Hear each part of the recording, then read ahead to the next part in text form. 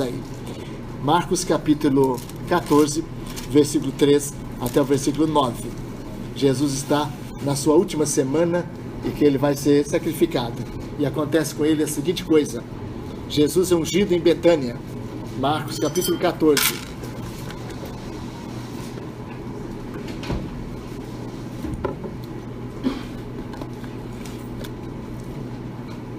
Estando Jesus em Betânia, reclinado à mesa em casa de Simão, o leproso, veio uma mulher trazendo um vaso de alabastro com preciosíssimo perfume de nardo puro e, quebrando o alabastro, derramou o bálsamo sobre a cabeça de Jesus.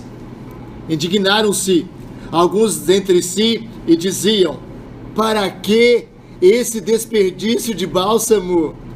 Porque este perfume poderia ser vendido por mais de 300 denários e dar-se aos pobres. E murmuravam contra ela.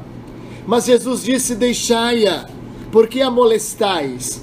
Ela praticou boa ação para comigo, porque os pobres sempre os tendes convosco, e quando quiserdes, podeis fazer-lhes bem, mas a mim nem sempre me tendes.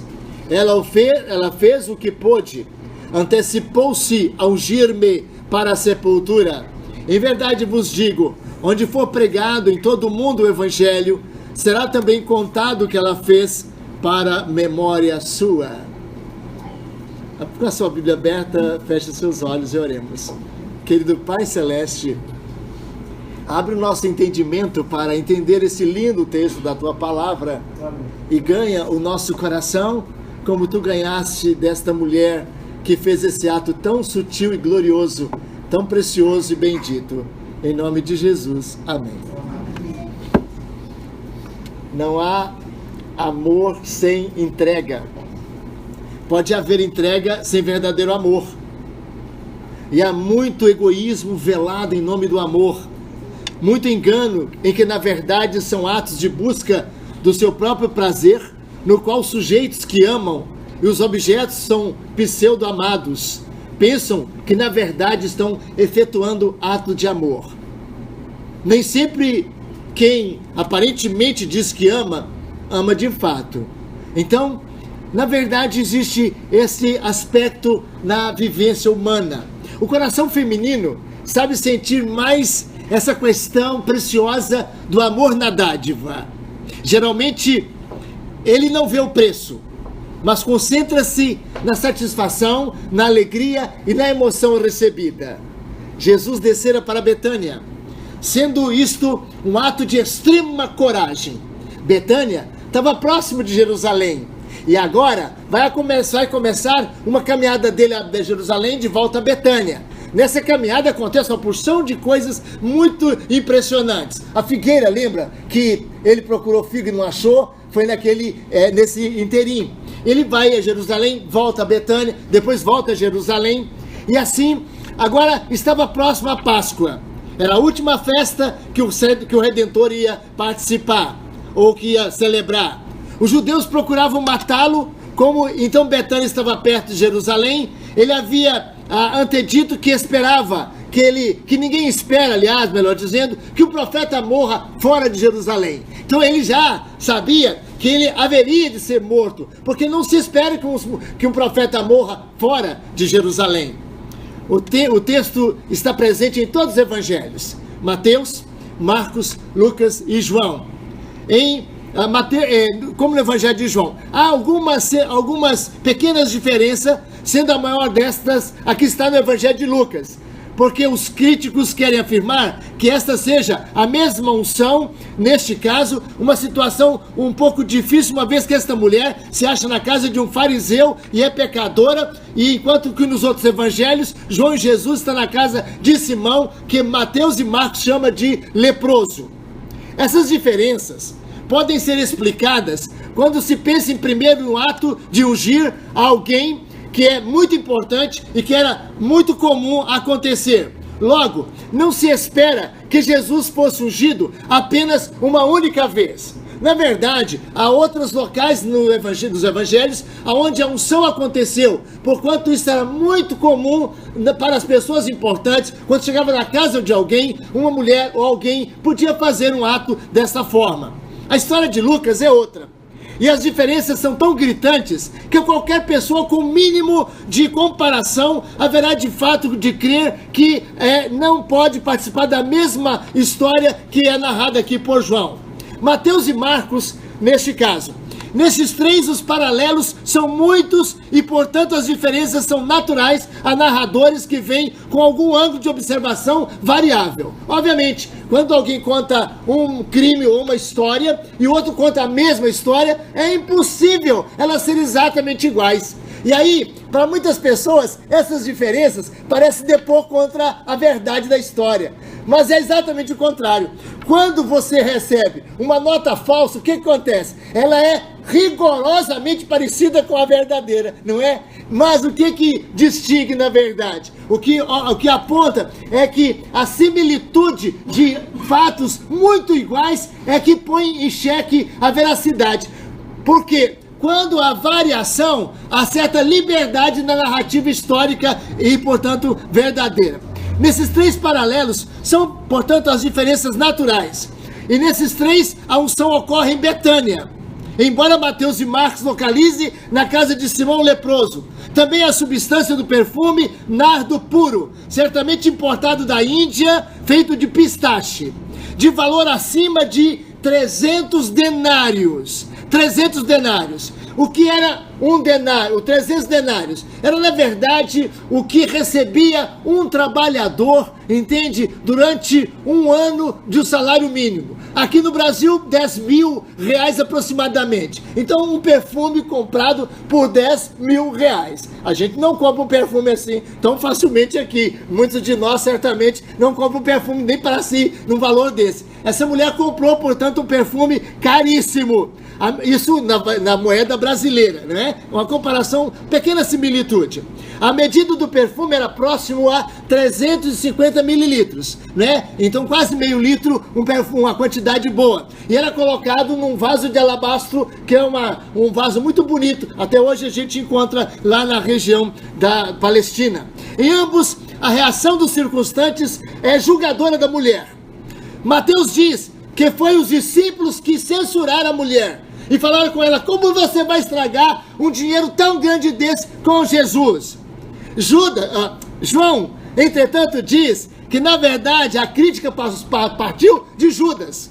Aí você fala, então afinal de contas, né, mestre? É Judas ou são os discípulos? Parece que é uma contradição. Acontece que a gente não tem que olhar por esse prisma. Tem que pensar o seguinte: Judas começou a comentar entre eles. Obviamente, é claro, né? Se é um grupo social, quando alguém faz um erro, as pessoas logo começam a discutir. Até no sermão aqui, quando o pastor comete um erro, você fala com o seu marido, e ele errou ali, né? Isso é natural acontecer. E por causa disso, o descontentamento, Marta, de Judas passou com certeza para os discípulos.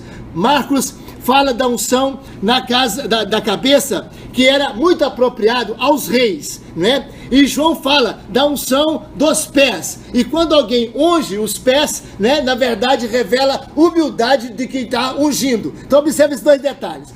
Para Marcos, a unção foi por cima da cabeça, molhou a cabeça. Para João, dizia que ela tinha molhado os pés de Jesus. Aí se pergunta, os pés ou a cabeça? Não é? Porque parece que é uma contradição. A mulher ungiu a cabeça de Cristo ou foi os pés de Jesus? Bom, o melhor que pode responder isso é quem? É o próprio Jesus. E ele fala aqui, né, que ela ungiu o meu corpo todo.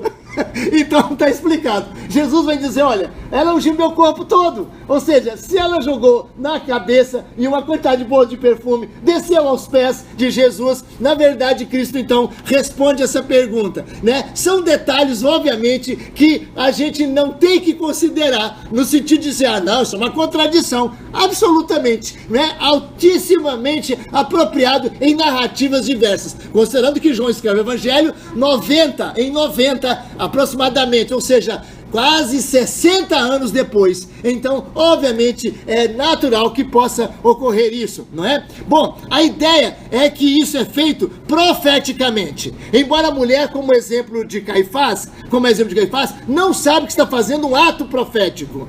Acontece no final de sábado, quando os sacerdotes fazem os acertos do templo. E nisso, o corpo de Jesus ungido evidencia a sua realeza, a sua honra e o lugar dele como templo e como sábado. João é maravilhoso nisso. Para João, Jesus veio ocupar o lugar de Israel. O lugar de Israel. E quando, naquela hora, essa mulher está ungindo a cabeça de Jesus e o corpo de Jesus, exatamente naquela hora, os sacerdotes estão limpando o templo para a Páscoa que ia chegar. Observe esse detalhe. Ou seja, Cristo já está dizendo que ele será o templo. Agora, a partir de agora, não se ungirá mais o templo, porque o templo verdadeiro foi ungido de uma maneira espetacular por uma mulher que nem sabia, estava fazendo um ato profético. Ah, maravilha isso. Mas não só, o fato também é que ocorre no sábado. E como ocorre no sábado, também mais uma coisa impressionante. Cristo assume o lugar de sábado. O templo no sábado era limpo. Jesus no sábado é ungido. E com isso, Cristo assume o lugar do sábado. Cristo assume todas as cerimônias de Israel. Cristo assume Israel inteiramente. Ele disse: eis aqui quem é, João, maior do que o sábado, lembra, né? Eis aqui quem é maior do que o sábado. Bom, acontece isso, portanto, nessa circunstância. Ao ser ungido, Jesus então é apontado como templo, como sábado, como sacerdote, como rei. É a realeza de Cristo. A sua honra é assumida no lugar do sábado e do templo. Ou seja, em João, principalmente, a devoção que se deve oferecer ao templo e ao sábado, agora se dirige de uma maneira concreta, objetiva, substitutiva a Jesus Cristo. Cristo toma o lugar do templo, Cristo toma o lugar do sábado, Cristo toma o lugar de Israel.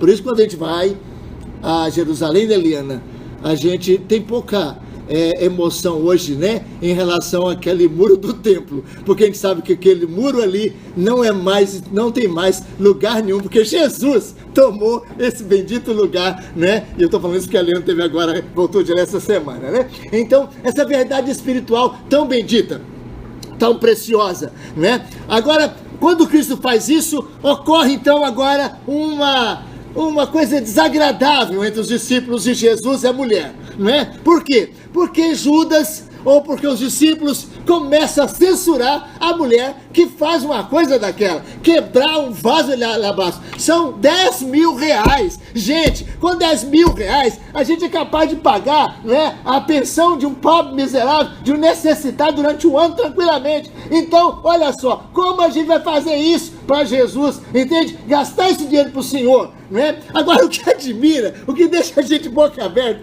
é que João fala que quem originou esse descontentamento foi um cara que gostava demais de obra social, que era Judas. Era um homem preocupado com o social, um homem preocupado com os pobres, né? Era muito preocupado. Mas João toma uma posição que a gente que é brasileiro, que vê muita gente fazendo obra social aí, e por trás, fazendo também do lado de lá, a gente fala, meu Deus, parece que não mudou, não é verdade? Parece que não mudou, porque João falava assim, e Judas fez isso porque ele roubava o que colocava na bolsa. Então, imagina você, em vez de a mulher ter quebrado aqui, fazer lá abaixo, podia pegar aquele dinheiro, pôr na bolsa, e Judas ia fazer uma obra social, e meter a mão do outro lado. Olha que coisa impressionante, que situação que agora a gente vê a partir desse episódio. Meus irmãos, quanta fingimento, quanta loucura, quanta gente que faz obra para pobre e que toma pobre como bandeira, mas na verdade, irmãos, é exatamente na atitude de Judas,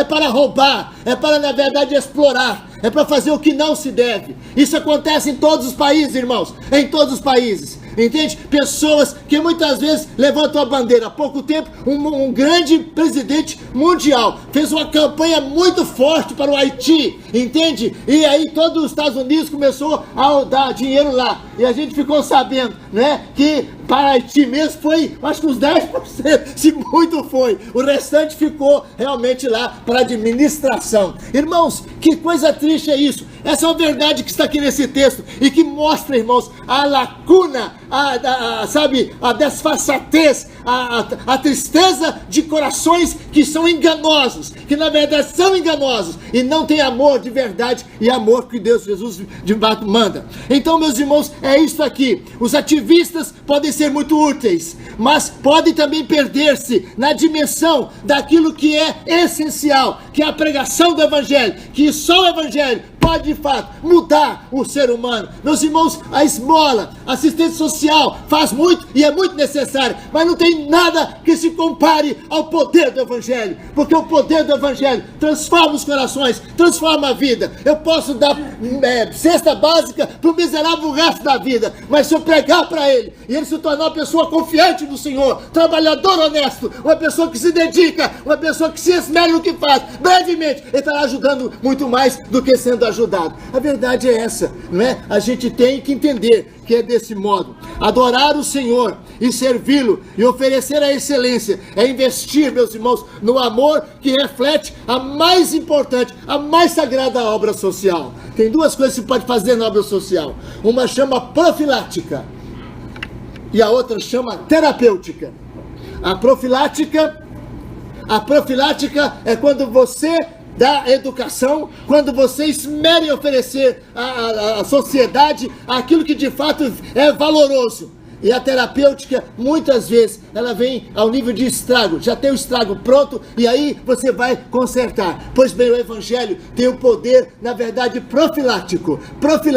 Daí as nações em que o Evangelho chega, Mara, onde a palavra de Deus chega, onde o povo é educado na doutrina do Evangelho. Ainda que se desvie, como acontece nesse país baixo, Estados Unidos e outros, mas ainda permanece no povo uma certa índole, uma certa inclinação para fazer o bem, para fazer as coisas corretas, para serem honestos. É impressionante isso.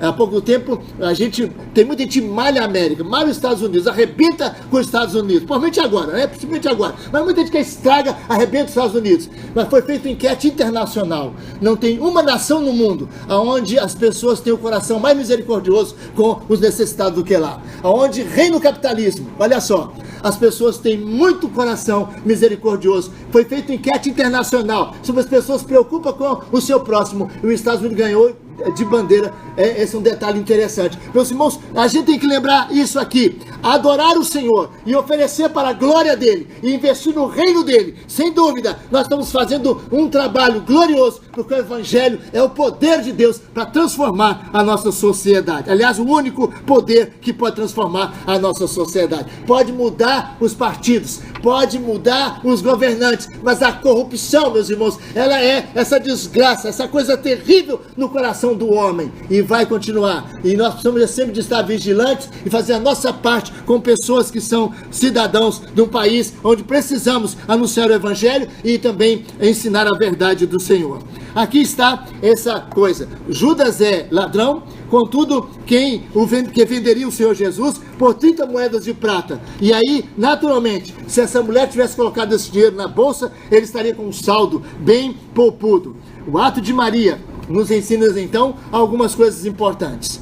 Ela nos chama a consideração, primeiro, de que Jesus é o Rei. Ao ungí-lo, ela mostra que o Senhor é aquele que deve governar, dirigir e controlar a nossa vida. Assim, ela unge pela cabeça o Senhor. Quando ela unge os pés de Jesus, ela também vem mostrar para nós o nosso lugar como humildes servos do Deus Altíssimo. Ela demonstra que, na verdade, Jesus Cristo agora é também o sumo sacerdote, é o sacrifício dos nossos pecados, é o sábado quando descansamos, é o templo em que adoramos o Senhor. Nós adoramos a Jesus, em Jesus nós adoramos ao Pai em qualquer lugar. Jesus pode ser dito aqui como Deus, uma vez que ele representa o que é superior, é merecedor de dádiva, é merecedor de sacrifício, é merecedor de louvor e ação de graças. Então ele está acima de todos os homens, é de fato o Deus que está encarnado, o Deus que deverá dar a vida dele por nós. Assim, eu creio que esse ato dessa mulher pode bem ser chamado de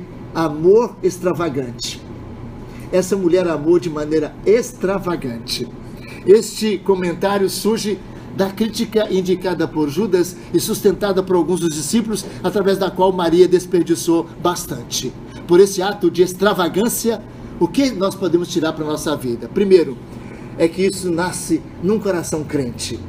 Aqui, nos corações renascidos, transformados pelo imenso amor de Deus, só os que na linguagem de Paulo se deram primeiramente ao Senhor, são capazes de oferecer-se a si mesmo, portanto, e oferecer mais ao Senhor. Sem dúvida, iria oferecer Jesus tão magnífico presente. Maria conhecia seu mestre, ela estava sempre aos seus pés, enquanto Marta virava de um lado para outro, ela ficava aos seus pés, ela sabia o valor do que ela aprendia, por isso, ela usufruía dos seus ensinamentos gloriosos e da esperança bendita que confortou o seu coração quando o seu irmão morreu. Jesus se hospedava em seu lar e com ele seus familiares tinham comunhão bendita. Seu irmão havia sido ressuscitado por Jesus e, por tabela, ela tinha para com o Senhor a mais profunda gratidão. E quando ela faz isso ao Senhor, ela mostra que coisa linda é o coração do crente. Os que conhecem Jesus assim serão extravagantes. Semelhante à mulher da história lucana, em que Simão é visto como íntimo por Cristo, esse lhe diz que, havendo perdoado a ela os pecados, ela agia para com ele com grande amor, ao tempo que Simão, sendo um homem tão bom aos seus próprios olhos, não tratou Jesus como ele poderia tratar, porque também se sentia muito bem e não precisava de Jesus. É um coração crente, portanto, que faz com que o nosso amor seja um amor extravagante. Você ama o seu Senhor assim? Ama Jesus com amor extravagante? Ou seu amor é limitado? Ou seu amor é conta-gota? Quanta gente ama Jesus ao nível de conta-gota? Tudo é maior dificuldade. Via a igreja, maior dificuldade. Eu moro tão longe, às vezes tem carro, às vezes tem recursos, às vezes tem tudo, entende? Mas é tudo tão difícil, né? Como é difícil, né? Você vê o Senhor, pertencer, para trabalhar na igreja, ser alguém em alguma direção da igreja, é tudo. Pra gente, a gente corre, a gente vai à luta, mas para o reino de Deus é tudo naquela base de não extravagância, nenhuma extravagância. Ah, meu irmão, se você foi conquistado, o seu coração pertence ao Senhor, o seu amor será um amor extravagante, um amor que não tem conta-gota, um amor que está pronto, um amor que está disposto, um amor que faz o máximo. Eu glorifico a Deus quando vejo, né, gente de tão longe, não é, que vem de manhã, vem de noite, porque Jesus traz. Não esqueça isso, não vem dizer que maravilha, isso não é exemplo nada, você não vale nada não, como ninguém de nós vale nada, não é verdade? Mas o que acontece é que vocês têm chamado de Deus e querem servir o Senhor, e esse é um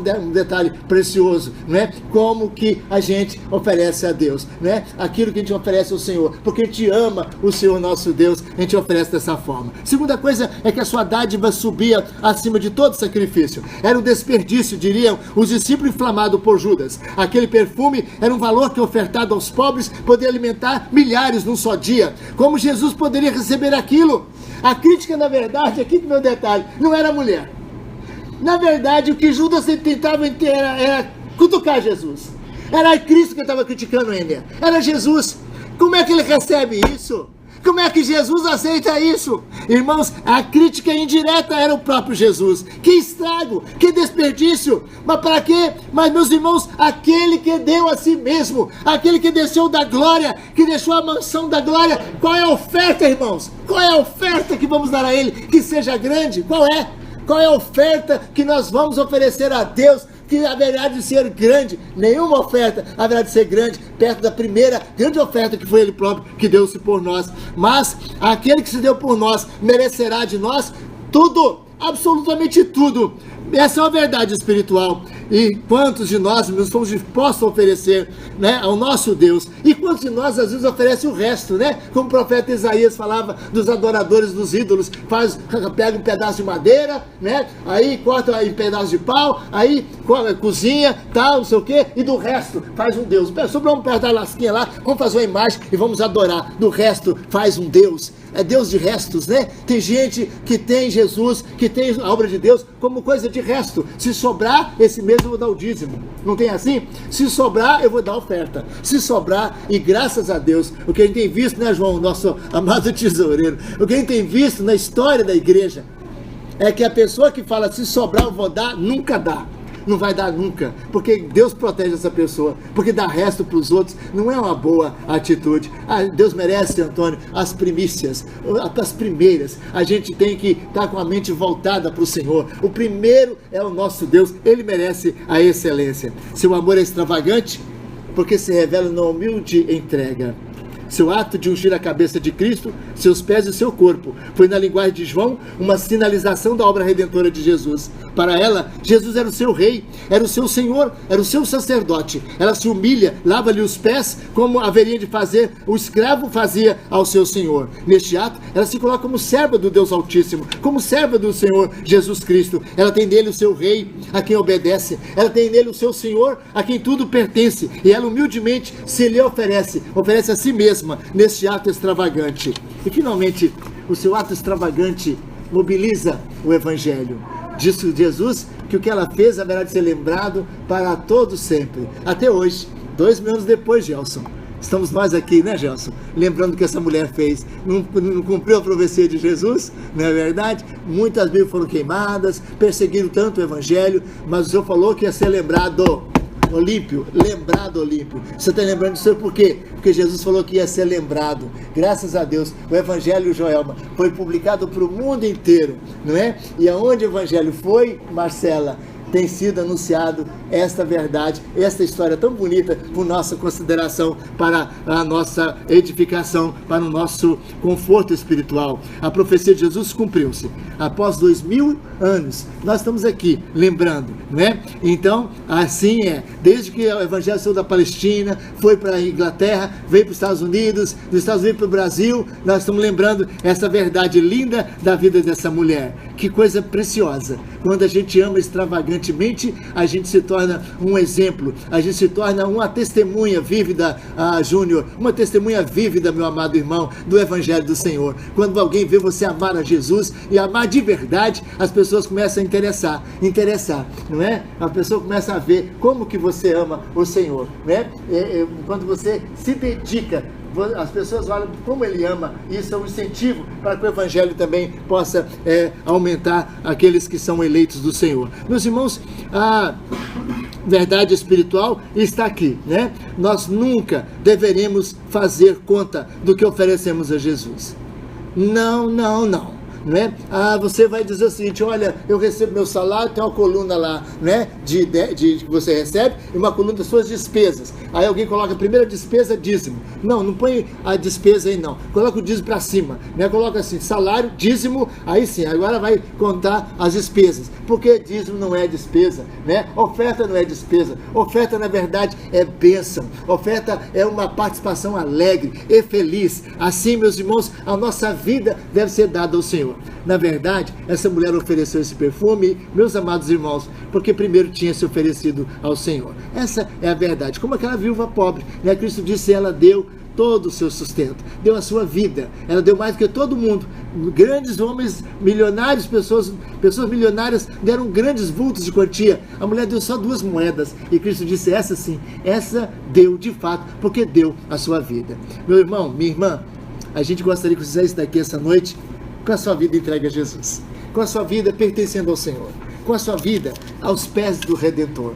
Ele te chama pela voz do Evangelho. A palavra de Deus ecoa aos seus ouvidos, e a Bíblia fala que quando a palavra de Deus atende ou atinge o nosso ouvido, ela pode descer o nosso coração. E Paulo fala, tendo ouvido a voz do Evangelho, a palavra da vossa salvação, e tendo nele também crido, você é selado com o Santo Espírito da promessa. Então você essa noite pode receber pela palavra de Deus a presença, a graça, o batismo do Divino Espírito Santo, né? O Divino Espírito batiza todos aqueles que recebem o Evangelho. Você é selado, é batizado com o Espírito Santo quando você escuta a palavra do Evangelho, quando você crê em Jesus. Naquele momento, Paulo fala em Coríntios 12, você passa a ser batizado, toda a igreja foi batizada no Pentecoste, e você é batizado quando você escuta o Evangelho e nele acredita pelo poder do Espírito Santo. Vamos orar. Muito obrigado, Pai, por este amor extravagante, maravilhoso, que esta mulher que ungiu os pés do Senhor, ou ungiu a sua cabeça, na verdade todo o teu corpo, fez isso porque o Senhor haveria de se oferecer ali no Calvário por nós. Pai, enche o nosso coração de um amor assim, que nós possamos te amar, ó Deus, de todo o nosso coração, de toda a nossa alma, de toda a nossa força, de todo o nosso entendimento. Que Deus, as pessoas que andam ao nosso redor, vejam que nós não te amamos apenas de boca, mas te amamos de fato e de verdade. Te amamos em nosso testemunho, quando resistimos o mal, quando andamos pelo caminho correto, o caminho da paz, quando não, ó Deus, agimos de uma maneira injusta, impensada ou violenta com alguém, mas agimos com amor e com a graça do Senhor. Pai, dá-nos o poder do Espírito Santo, de maneira que as pessoas que andam ao nosso redor vejam que estamos sempre prontos a sacrificar, Deus, levar a cruz, renunciar, abençoar aqueles que nos maldizem e fazer bem aqueles que nos prejudicam e fazer, Deus, e seguir no caminho do Cordeiro de Deus. Abençoa as irmãs com seus maridos, às vezes não crentes, ou às vezes até crentes, mas muitas vezes ainda em desenvolvimento, que elas tenham o poder do Teu Espírito para perdoar, para relevar, para fazer o sacrifício de uma vida, Pai, que te pertence em humildade, em obediência, em amor extravagante. Fica conosco, guarda-nos e abençoa-nos agora na ceia do Senhor, em nome de Jesus. Amém.